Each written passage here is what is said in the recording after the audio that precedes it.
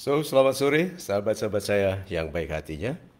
Kita bertemu lagi sore ini dalam Facebook Live kita tentang 5 tanda bahwa Anda perlu berdamai dengan diri sendiri. Selamat sore. Assalamualaikum warahmatullahi wabarakatuh. Salam sejahtera bagi kita semua dan Om Swastiastu. Yuk kita bahas. Sebentar, ini Ibu Yanti Mandasari Edward. Anda Pertamax hari ini. Terima kasih. Saya berikan love ya. Dan kemudian Pak Nasrul Haq Rabbani. Terima kasih. Dan Pak Iwan Subyadinata. Terima kasih. Sudah hadir lagi Pak Heri Prasetya, top fan. Pak Budi Santoso juga top fan. Ibu Benefitriani, terima kasih hadir lagi. Ibu Luciana Muhasan, terima kasih. Pak Raditya Adinugraha, top fan juga. Pak Ibu Richa Nofriyeli ya, Nofriyeli. Terima kasih banyak Ibu Eti Setianti, Pak Hasbulbul, terima kasih Bu Fadli Erlin. Terima kasih. Yuk kita segerakan masuk ke topik, lalu nanti saya berhenti untuk menyapa Anda. Tapi banyak di antara kita ini sedang tidak rukun dengan dirinya sendiri, sedang tidak damai bersama dirinya sendiri. Bahkan banyak yang sedang tidak akur dalam artian memarahi dirinya sendiri. Menjadi orang pertama yang tidak menghormati dirinya sendiri, menjadi orang pertama yang meragukan. Ada orang yang mengatakan, paling gagal lagi. Itu kalau bicara dengan dirinya sendiri. Paling cuma rencana aja. Gitu. Banyak orang agak, bukan hanya tidak ramah kepada dirinya sendiri, tapi banyak orang yang agak kejam kepada dirinya sendiri. Sahabat-sahabat yang baik hatinya, paling tidak kita perhatikan 5 tanda ini. Izinkan saya membahasnya begini. Kita bahas tanda pertama, lalu bagaimana cara menyikapinya dan apa yang harus kita lakukan dengan tanda itu, supaya kita menjadi pribadi yang lebih damai dengan diri sendiri, yang rukun, yang cocok, yang seiring, sejalan, seia, sekata dengan diri sendiri. Jangan sampai diri Anda menjadi penghalang bagi kelancaran kenaikan kualitas kehidupan Anda. Itu. Yuk kita mulai dari yang pertama ya. Coba saya masukkan komennya langsung di Facebook yang di gadget ini. Saya copy dulu, saya masukkan di kolom komen.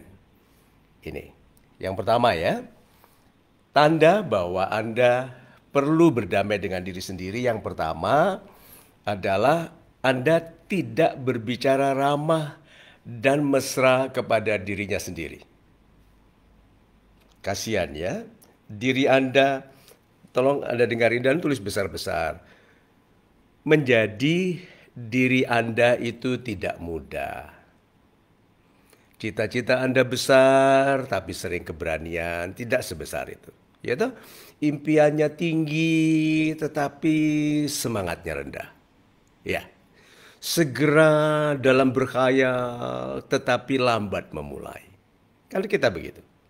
Menggebu-gebu dalam semangat impian dan rencana, aspirasi, inspirasi, semuanya membuih seperti busa minuman soda itu, soft drinks. Setelah itu habis. Malam bersemangat, pagi ragu lagi. Kan banyak orang yang seperti itu, tidak bicara ramah dan mesra kepada diri sendiri. Nah, kalau itu yang pertama, kalau itu yang terjadi, berarti ada yang, ini harus dikeluarkan ini. Kalau itu yang terjadi, maka bisa nggak ini anjurannya? Mulai dari sore ini, Anda menyapa diri dengan penuh kasih sayang. Ini ada 1.900 sudah ya, sahabat di Facebook kita. Jadi bicara coba sekarang, apakah Anda punya sebutan mesra tentang diri sendiri? Saya memanggil diri saya sendiri Mar.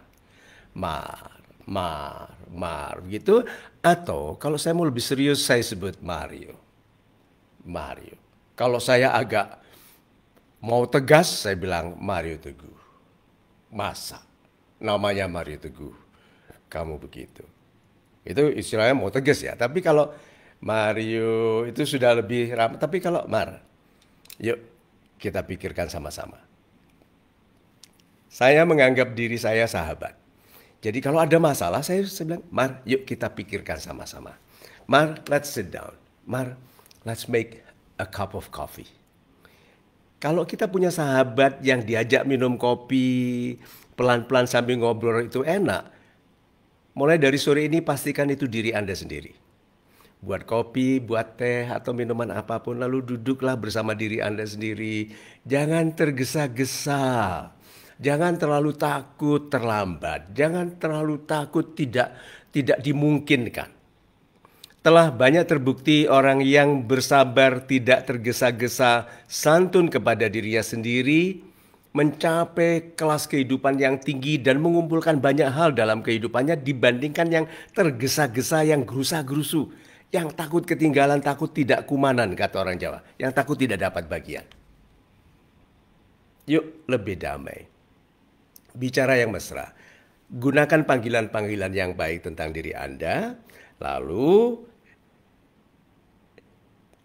upayakan seperti Anda sedang dalam masa awal jatuh cinta. Kalau Anda jatuh cinta dengan seorang wanita pada masa awal, Anda sangat hati-hati, tersinggung atau salah mengerti, dia bilang ini aku yang salah mengerti. Kepada diri Anda sendiri juga begitu.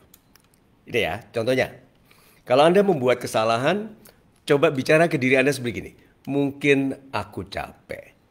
Cantik sekali, tak? Mungkin aku capek. Mungkin aku terlalu tergesa-gesa. Mungkin aku terlalu banyak yang aku pikirkan. Mungkin aku terlalu khawatir. Coba. Jadi berikan keuntungan dari keraguan. The benefits of the doubts.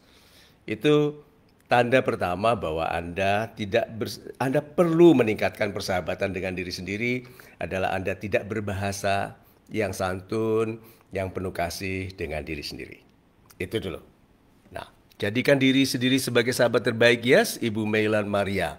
Terima kasih. Ibu Cici, salam kenal. Ibu Cici Sri Mulyati, terima kasih. Ibu Alha Nur Hasanah. Nanti malam saya simak Opa Haji. Sekarang belum sempat, terima kasih, silakan. Nanti ya ditonton kembali.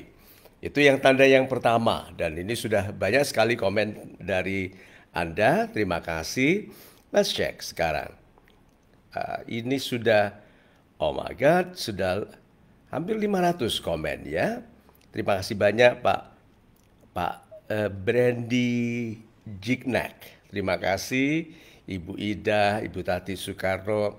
Hai Tati, kamu udah luar biasa hari ini. Jangan lupa bahagia ya Ti. Ya, bicara seperti itu kepada diri sendiri. Kalau buat kesalahan, Anda katakan, Asmawati Ima, namamu sudah indah, hanya sekarang lebih bersabarlah dengan dirimu. Menjadi dirimu itu tidak mudah. Gitu. Tidak ada orang lain bersedia hidup dalam hidupmu, mengalami deritamu, mengalami kecewamu. Tetapi engkaulah pemilik harapanmu dan engkau pemilik masa depanmu. Lebih bersemangatlah, engkau jiwa kecintaan Tuhan. Katakan itu, aku adalah jiwa kecintaan Tuhan. Tulis besar-besar, aku adalah jiwa kecintaan Tuhan. Katakan itu. Itu yang saya lakukan sejak muda sampai sekarang. Di depan cermin atau saya sedang sendiri atau bersama orang lain, lalu di dalam ini berulang-ulang saya katakan, aku jiwa kecintaan Tuhan. Kalau aku tidak penting bagi Tuhan, aku tidak akan diselamatkan sampai sekarang. Kalau aku tidak penting baginya, aku tidak diizinkan menjadi pribadi yang membantu, yang menguatkan, yang mendampingi kebahagiaan sesamaku. Katakan itu. Oke? Nah, yang kedua. Saya ambil di laptop ini ya. Yang kedua.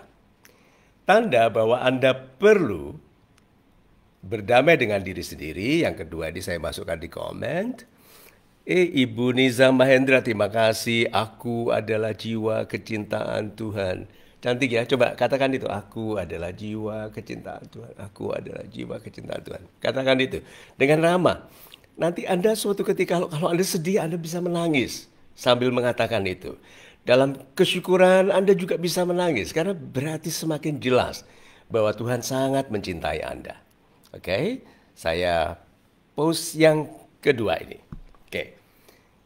Tanda bahwa Anda perlu berdamai dengan diri sendiri yang kedua. Menyesali diri sendiri dan menyalahkannya atas kesulitan dan kegentingan. Maaf, itu G. Kegentingan. Sebentar, apakah saya bisa ganti itu? Saya lihat, kalau saya tidak bisa ganti, tolong itu bukan kepentingan ya. Sahabat-sahabat saya yang baik hatinya, yang kedua itu adalah kegentingan. Itu salah ketik, salah tulis. Oke. Coba. Ya.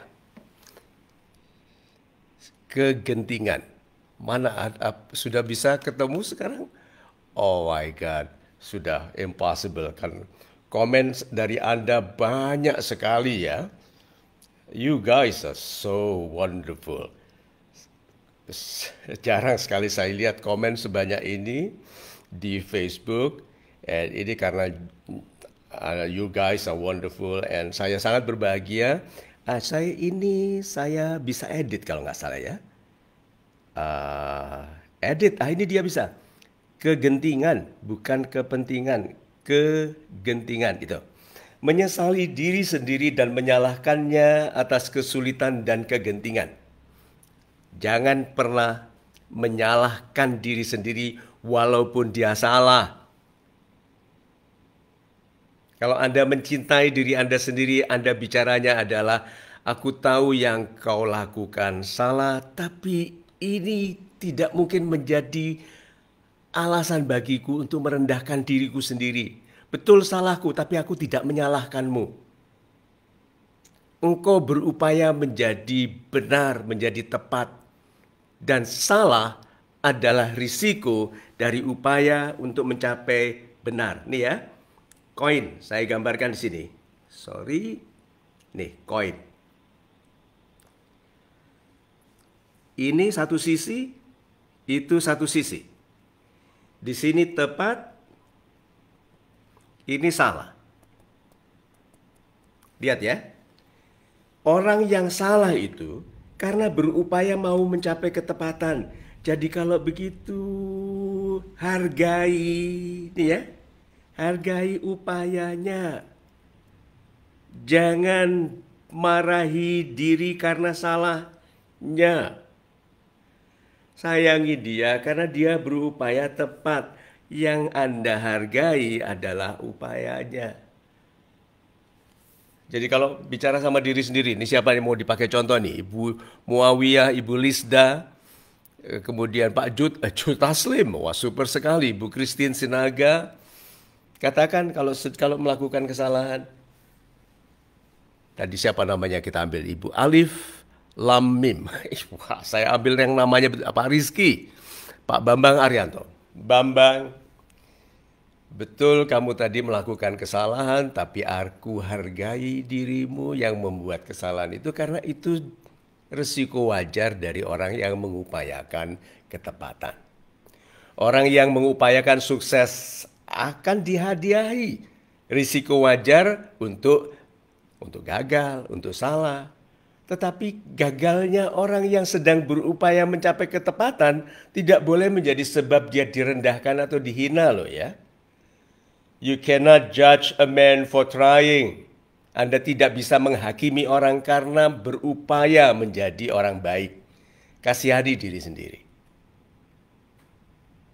Yang kedua, jadi kalau begitu, kalau ada kesalahan, syukuri upayanya karena berarti dia sedang mengupayakan tepat. Dan salah ini, lihat ya, lebih banyak yang kita pelajari saat kita salah daripada saat kita betul. Kalau sudah betul, ya udah. Kalau salah, Why? Gitu kan? Kita bertanya-nya, why? Kemudian bagaimana memperbaikinya? Kalau betul, udah pas. Kita paling bilang gitu, udah pas, udah selesai. Tapi orang yang salah tidak pernah selesai proses mentalnya untuk menjadi pribadi yang lebih mampu. Orang yang mengalami kesalahan, proses mentalnya tidak pernah selesai. Sampai dia betul-betul mencapai benar, tepat, betul. Tapi orang yang betul, pas, ya udah, selesai. Itu sebabnya kita lebih banyak belajar dan tumbuh karena kesalahan. Nah, yang ketiga. Ini salah adalah risiko untuk mencapai ketepatan. Pak Abdul Aziz, terima kasih. Orang yang beraku salah karena berupaya mencapai ketepatan. Terima kasih banyak Ibu Lasmi. Yuk, kita yang ketiga ya. Mengharapkan ini ya. Tanda bahwa Anda harus berdamai dengan diri sendiri. Yang ketiga, Anda mengharapkan kembalinya masa lalu. Ada nggak di sini yang mengharapkan kembalinya masa lalu? Aduh, seandainya. Ada yang begitu tuh? Seandainya hidup ini bisa aku ulangi. Kasihan sekali. Orang yang sudah menua, letih, lalu tidak dihargai kehidupannya, upayanya kenapa? Dihapus saja yuk kehidupanmu, kita balik yuk ke masa lalu. Satu, itu tidak mungkin. Kedua, itu tanda Anda tidak menghormati diri Anda sendiri. Sudah capek-capek berupaya, sudah capek-capek tumbuh menjadi pribadi yang sekarang, lalu Anda bilang dihapus saja yuk hidupmu, hidupmu tidak ada gunanya, kita kembali ke masa lalu. Lu kok bisa? Bicara kepada dirinya sendiri, ini bicara kepada dirinya sendiri. Semua yang dilakukannya sampai sekarang, dari dulu sampai now, Anda bilang apa? Hapus saja yuk, gitu. Ini kita masa depan yang harusnya ke depan apa? Balik aja yuk ke dulu. Ini kejam.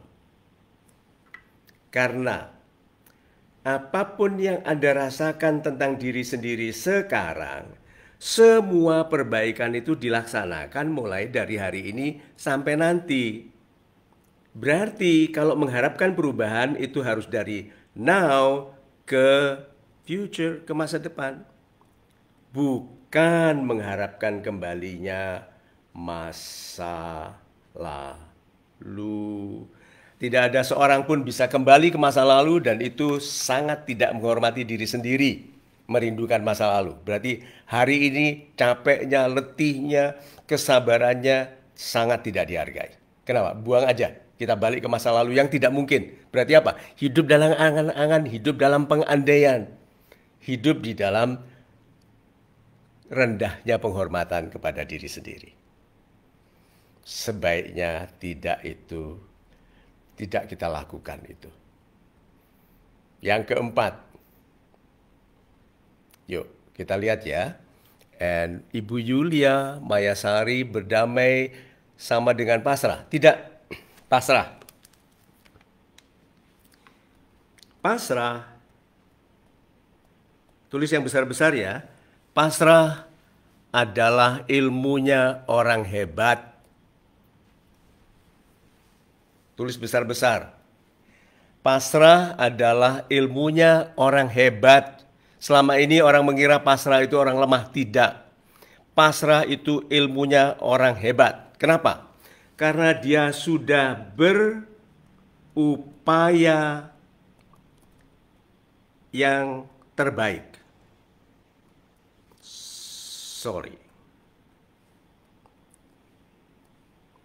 Terbaik. Sekarang pertanyaannya, hasil siapa yang garansi? Tidak ada. Jadi apa? Orang pasrah itu satu ya, sudah berupaya yang terbaik, kedua berserah. Karena hasil itu kewenangan Tuhan. Hasil itu kewenangan Tuhan. Tanggung jawab kita adalah berupaya. Tulis besar-besar. Hasil adalah kewenangan Tuhan. Tanggung jawab kita adalah berupaya. Nah, jadi orang yang pasrah itu orang hebat. Kenapa? Sudah memaksimalkan yang dilakukannya yang terbaik. Hasil dia serahkan, itu sebabnya berserah. Dan itu loh yang kita sebut pasrah.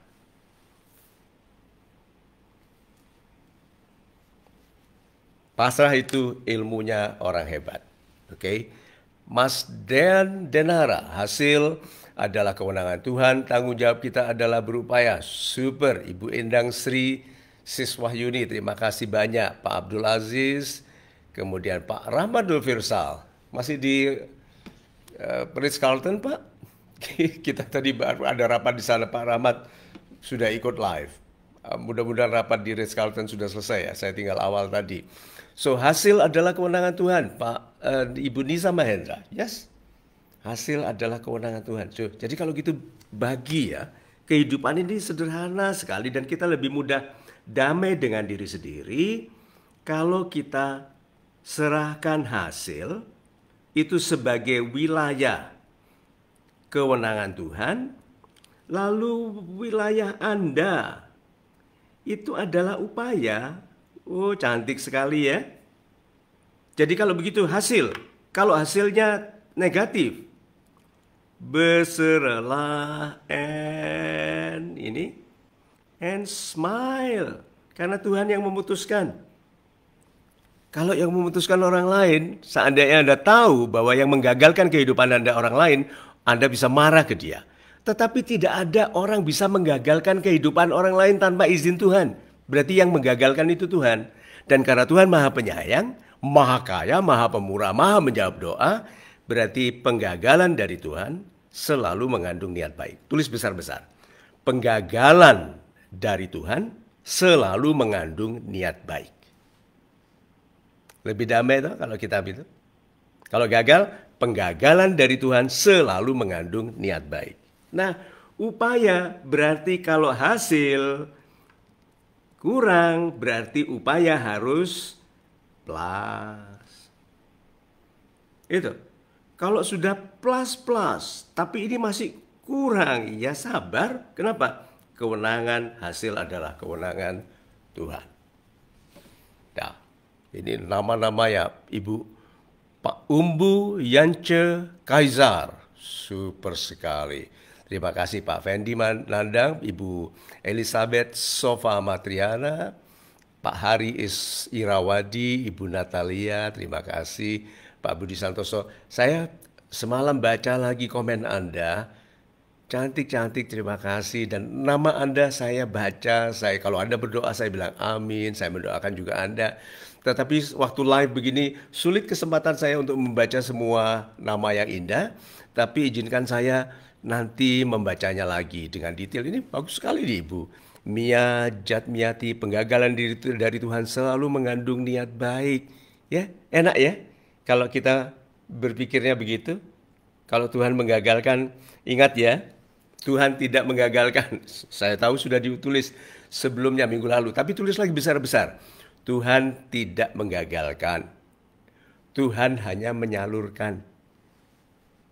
Tuhan tidak menggagalkan, Tuhan hanya menyalurkan. Coba kalau Anda jadi dulu dengan dia, dengan orang itu yang ternyata mengkhianati istrinya, mengkhianati suaminya. Coba kalau Anda jadi dengan dia.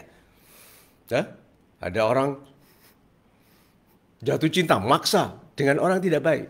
Dan gak jadi toh, alhamdulillah. Itu sebabnya sebagian orang menjadi lebih damai kalau gagal karena dia bilang apa? Tuhanku tidak menggagalkanku, Tuhanku menyalurkanku ke sesuatu yang lebih baik. Kalau belum ada sekarang, tidak berarti bahwa Tuhan tidak sedang melakukannya. Dengarkan ini dan tulis besar-besar. Hanya karena Anda tidak bisa melihat rezeki yang akan datang, tidak berarti rezeki sedang tidak didatangkan. Hanya karena Anda tidak bisa melihat rezeki yang sedang datang itu, tidak berarti rezeki tidak sedang didatangkan. Hanya karena Anda tidak bisa melihat pekerjaan Tuhan, tidak berarti Tuhan tidak sedang bekerja menjawab doa-doa Anda. Tulis besar-besar itu. Hanya karena Anda tidak bisa melihat pekerjaan Tuhan, tidak berarti Tuhan tidak sedang bekerja menjawab doa-doa Anda. Cantik ya. So, uh, ini nama-namanya bukan main. Ibu Intan Yuli Yasmin, terima kasih. Pak Muntafa Fata, ini Pak, betul. Terima kasih banyak. So, itu tadi sudah poin ke-4.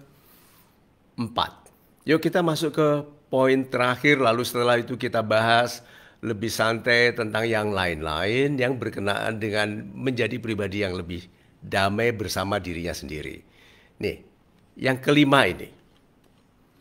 Ayo kira-kira itu apakah bagaimana ingin sukses di usia muda? Oh ya, Pak Robi Junior Andrea, ada coba cek di Facebook Mario Teguh TV. Di situ ada beberapa topik tentang berhasil semudah mungkin pada usia muda, dan di Facebook Live. Coba cek di Facebook kita, di yang live ada kok ciri-ciri anak muda yang akan super sukses. Kalau nggak salah itu judulnya, Anda cari.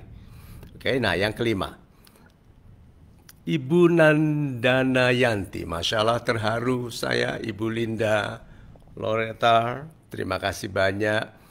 Ibu Yuli Yusi Tarina, terima kasih. Pak Gun-Gun Gunawan, kemudian Pak Lukman, terima kasih banyak. Ibu Rosi, Tuhan tidak menggagalkan, Tuhan hanya menyalurkan. Ibu Asih, terima kasih. Seperti itu ya. Nih saya masukkan yang kelima. Kalau ini Anda lakukan, tolong dihentikan. Anda tidak mungkin damai bersama diri sendiri kalau ini yang Anda lakukan tiap hari.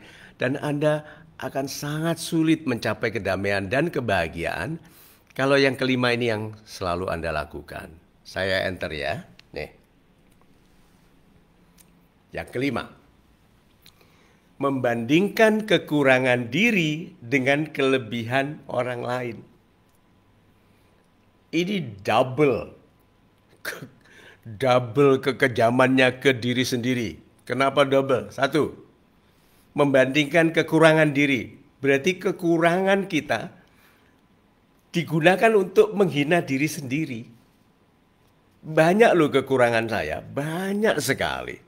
Tapi saya tidak menggunakannya untuk membuat saya minder, membuat saya sedih gitu, membuat saya merasa lebih rendah dari orang lain, membuat saya merasa tidak dicintai Tuhan dengan adil. Ada toh orang-orang yang berfokus pada kekurangannya lalu menggunakan kekurangan itu menyesali dirinya. Kasihan. Kok kenapa diri Anda yang juga punya kelebihan disiksa dengan fokus pada kekurangannya? Kalau Anda mencintai diri Anda sendiri, mengapa Anda tidak berfokus pada kelebihannya?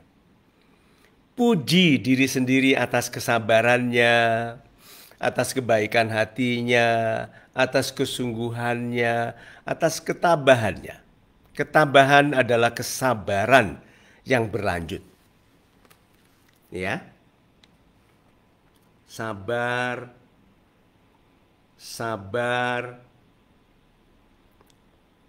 Ini sabar itu kan temporal.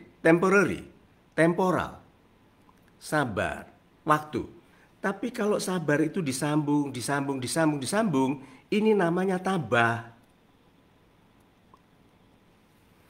Orang tabah itu lebih baik daripada orang sabar. Karena sabar itu sekali-sekali. Tabah itu terus, berlanjut. Dan diri Anda sudah tabah. Diri Anda sudah bertahan melalui semua kesulitan ini dan masih ada sekarang, masih bertahan, masih berupaya. Betul dia mengeluh, menyeret-nyeret badannya. Oke, dia berusaha keluar dari rasa malas, dari keinginan menunda. Tapi Anda masih ada sekarang. Anda masih berupaya sekarang. Kenapa Anda tidak berfokus pada ketabahannya? Sabar saja sudah mulia, apalagi tabah. Tabah itu sabar berlanjut. Anda sudah tabah. Sabar Anda bukan hanya satu kali. Mengapa Anda berfokus pada kekurangannya, lalu menggunakan kekurangan diri untuk memarahi diri?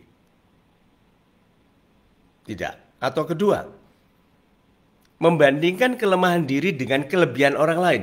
Itu kan seperti menghina diri dua kali. Satu, berfokus pada kekurangannya. Dua, memuji orang itu karena kelebihannya, tapi kita tidak melihat bahwa orang itu juga tersiksa oleh kekurangannya. Mengapa Anda berfokus pada lebihnya orang, lalu berfokus pada kurangnya diri, lalu merasa tidak bahagia? Nih, kalau ini Anda, ini perutnya harus diet ya. Oke, gini. Nih, jadi kalau ini Anda, positif Anda, kalau Anda bandingkan dengan kurangnya orang lain, Anda sombong. Ya toh? Nah, kurangnya Anda dibandingkan dengan positifnya orang, ini minder. Kalau begitu apa? Orang yang damai itu orang yang kekurangan dan kelebihannya disyukuri. Coba kalau saya tidak bisa sakit, saya tidak akan istirahat toh.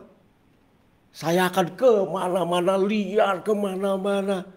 Kalau tidak bisa sakit. Tapi karena bisa sakit, itu kelemahan. Tapi juga kekuatan. Maka kita mengukur waktu, kesempatan, fokus, pembagian waktu. Yang namanya time management. Karena kita punya kekurangan. Kan yang menghebatkan orang dalam hidupnya ini bukan banyaknya waktu. Atau tulisan ada yang tulis besar-besar ya. Yang menghebatkan kehidupan seseorang itu bukan banyaknya waktu, tapi tepatnya penggunaan waktu. Yang menghebatkan kehidupan seseorang bukan banyaknya waktu, tetapi tepatnya penggunaan waktu. Live video kita ini 45 menit. 45 menit saya bisa gunakan untuk ngupi-ngupi, ngobrol-ngobrol tidak ada gunanya. Tapi saya bisa gunakan 45 menit ini untuk bicara dengan ratusan ribu sahabat di Facebook saat ini. Dan siapa tahu satu atau dua tercerahkan. Lebih mencintai dirinya, mencintai keluarganya. Mendoakan orang tuanya. Mendoakan kita satu sama lain. Coba lihat. Tuh Mas Dean, Ibu Ria Carla, Ibu Simoy-moy, tuh Ibu Sulistiani, Pak Budi Santoso. Ini karena 45 menit yang saya gunakan untuk live bersama Anda, saya banyak bersahabat dengan Anda. Pak Sabto, Pak Fatur Rahman, coba. Nama-nama indah yang saya sebutkan, Ibu Indah Tresnawati, Ibu Wahida, coba. Berarti apa?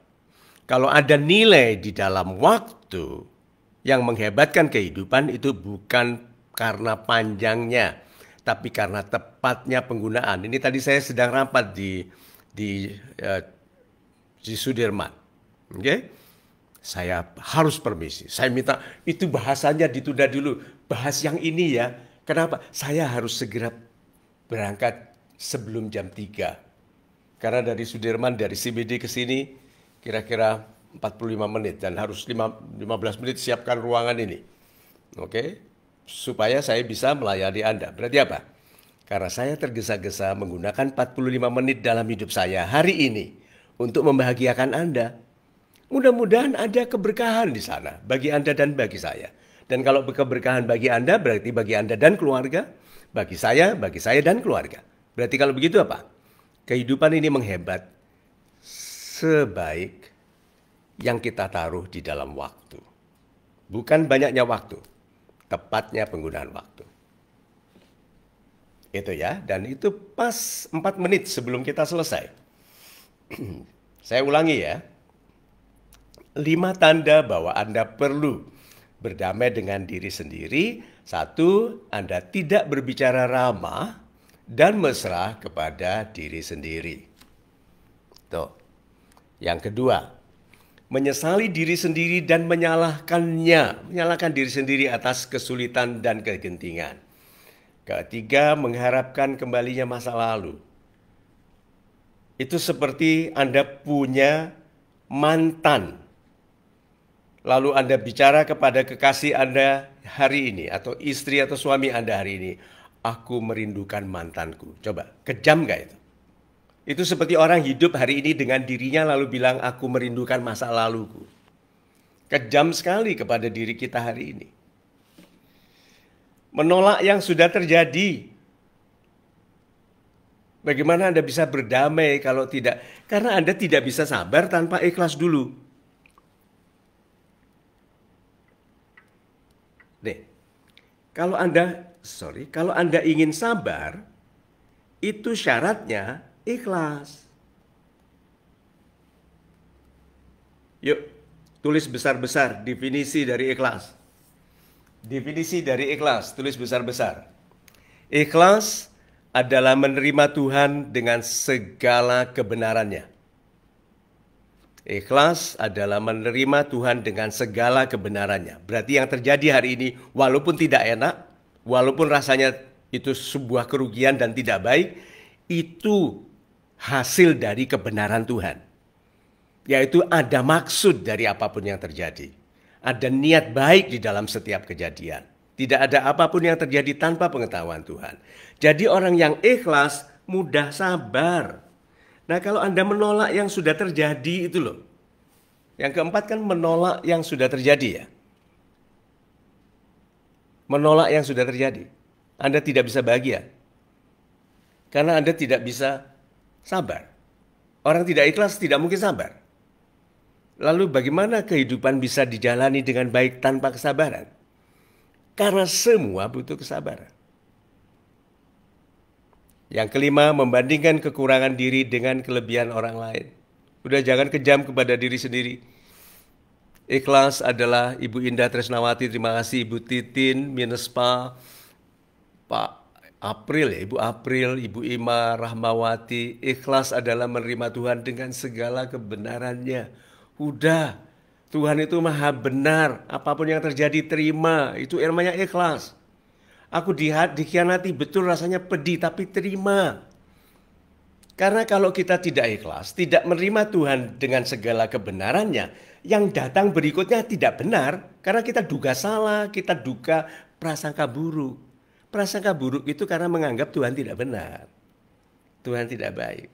So, sahabat-sahabat saya yang baik hati, ya, kita sudah sampai ini pada akhir dari program kita sore ini. Masih ada 1.000 orang di ruang keluarga kita ini, terima kasih. Dan ada sudah ratusan ribu orang di ruang keluarga kita ini yang sudah kita capai di sini. So, terima kasih banyak. Anda usulkan kalau ada topik yang ingin Anda dengar dan bahas di sini. Sudah 160.000 orang kita reach hari ini, 1.400 komen. Terima kasih banyak. You guys are wonderful. Ini namanya Pak Agung Prasetyo, Ibu Ros Buga, Pak Ananda Reza, kemudian siapa ini? Oh, Ibu Ananda Reza, Ibu Irma Dianti, terima kasih banyak. So, sahabat-sahabat saya yang baik hati ya, Pak Zainur, Ibu Garcia Ana, izinkan saya membaca nanti setelah ini. Saya agak lambat makan siang. Ini sudah oh my God, sudah jam 4.46 dan saya belum betul-betul makan siang. Tadi food tasting itu banyak yang dicoba tapi tidak betul-betul makan. Oke? Izinkan saya mengakhiri program ini dan mengharapkan bahwa Anda menuliskan apa yang ingin Anda dan saya bahas besok hari Jumat, besok lusa. Dan izinkan saya juga memohonkan kepada Tuhan agar Anda semua selalu sehat, jauh dari penyakit, dari mudarat, dari fitnah, dari kedengkian, orang-orang yang iri. Semoga Anda semua rezekinya lancar. Tidak harus besar sekali, tapi bagus, harum dengan keberkahan, datang mengalir dengan tetap. dengan teratur, kemudian membesar dan menjadi tabungan dan kekayaan yang besar, yang menyejahterakan dan membahagiakan Anda bersama keluarga yang sehat, rukun, dan panjang umur. Mudah-mudahan dengannya kita semua selalu bersahabat dari sini sampai ke surga. Amin. Terima kasih. Sampai kita bertemu lagi. I love you all, guys. Selamat sore. Assalamualaikum warahmatullahi wabarakatuh. Salam sejahtera bagi kita semua dan Om Swastiastu. I love you all. Bye-bye.